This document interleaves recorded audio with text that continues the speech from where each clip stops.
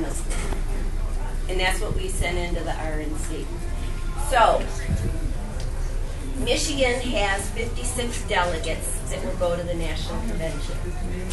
3 delegates, voting delegates from every one of the 14 congressional districts, and then 14 at-large delegates.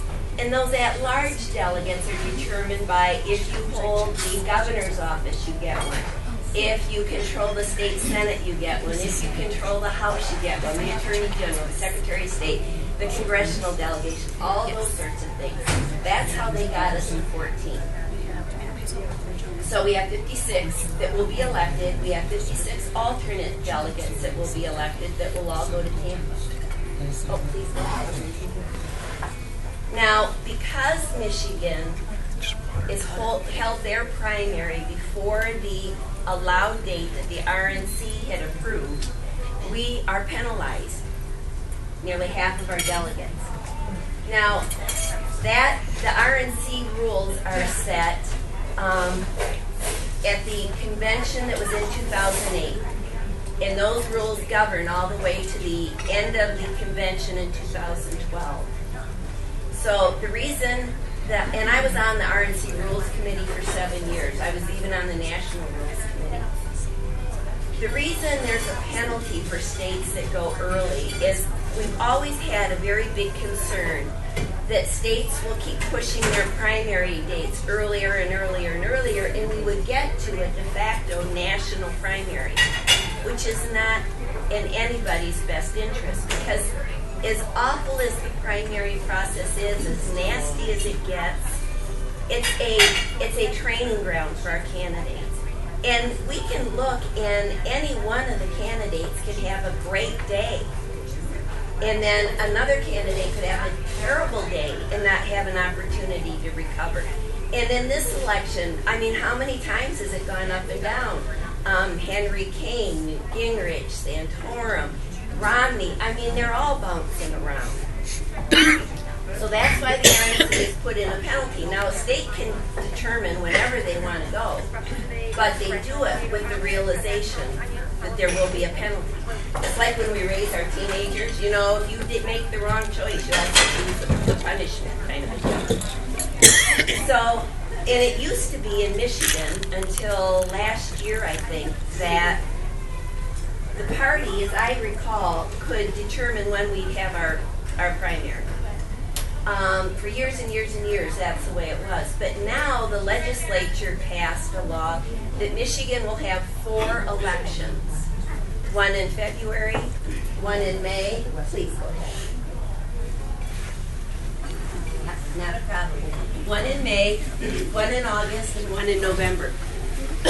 So we as a party, we're either locked into February or May. And May is kind of late for how we do our conventions and things for delegates to the National Convention.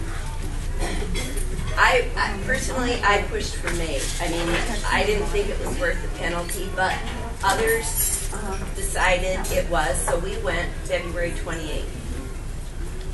So now, we know we're going to have a penalty of only 30 voting delegates at the National Convention out of our 56. So the Credentials Committee met February 4th, and there was a lot of discussion about how to allocate these 30 delegates. And I made a motion, and it was supported, that we protect the congressional district delegates to the very best of our ability. Because you are the ones that do the work. You're the ones that really should have an opportunity to go to the National Convention. So we determined that 2 of the 3 delegates from each congressional district will be voting delegates, and 1 will go as a non-voting delegate.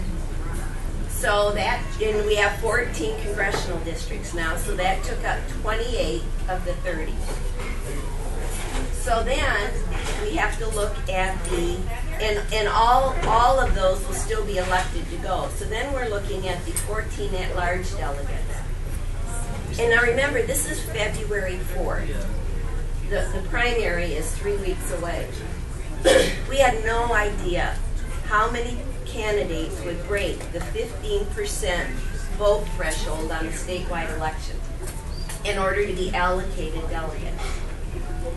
We really thought at the time there would most likely be 3, possibly 4 candidates that would break that threshold.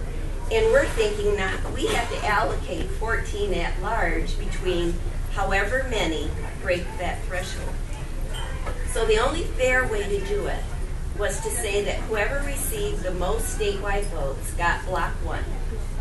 Whoever received the second most statewide votes got block 2. Third most, block 3. And if there was a fourth, then we would allocate accordingly. So the way it turned out, the way it turned out with only Governor Romney took the majority of the statewide vote. He had 42%. And Senator Santorum hit 38%. And then if you dropped off some, it went to 41-39. I won't get into all that math.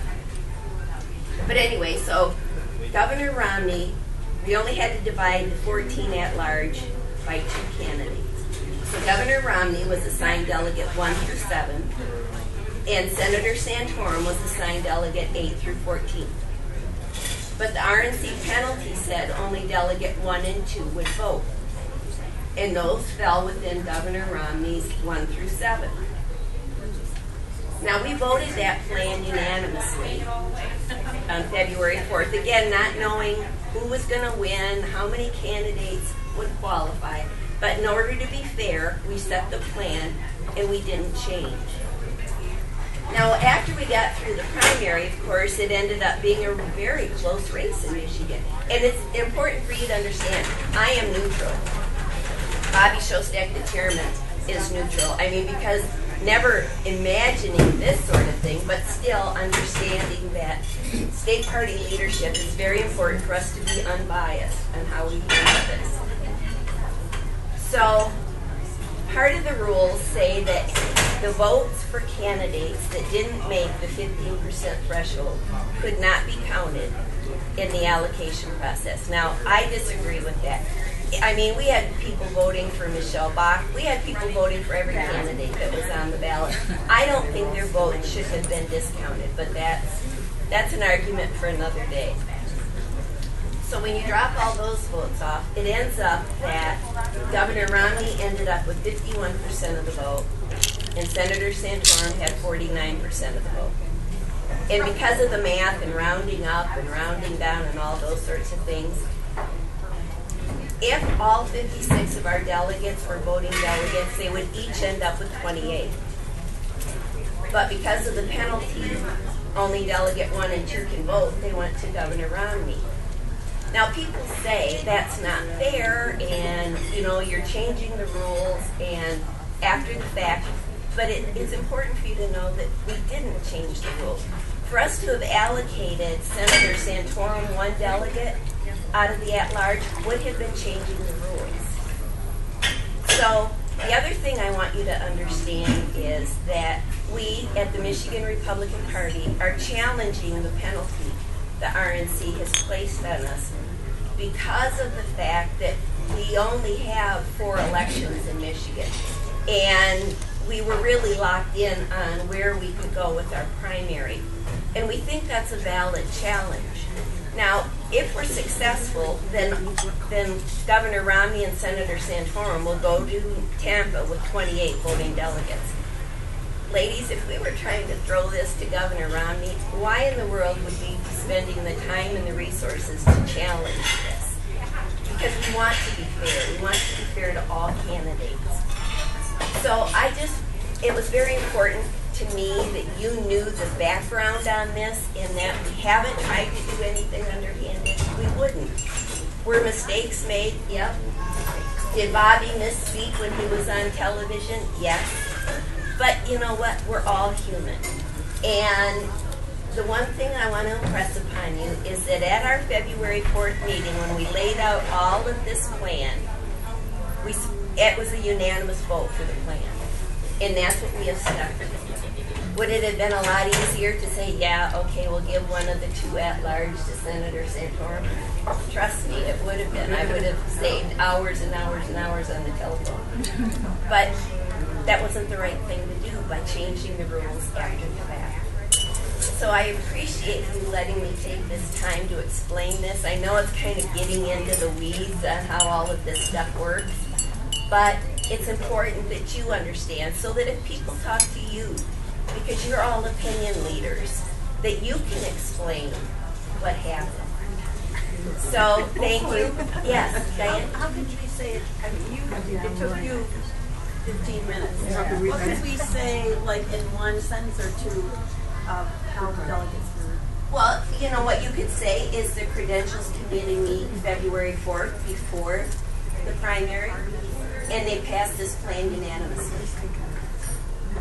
That would be it, you know, and to change it after the fact would be wrong. So, you know, I mean, again, there were mistakes made. Our general counsel sent out a memo that really stirred all this up. But you know what? That's part of the process. Most of us are all volunteers, you know, mistakes were made, yes. But the intention was right, and we stuck to it.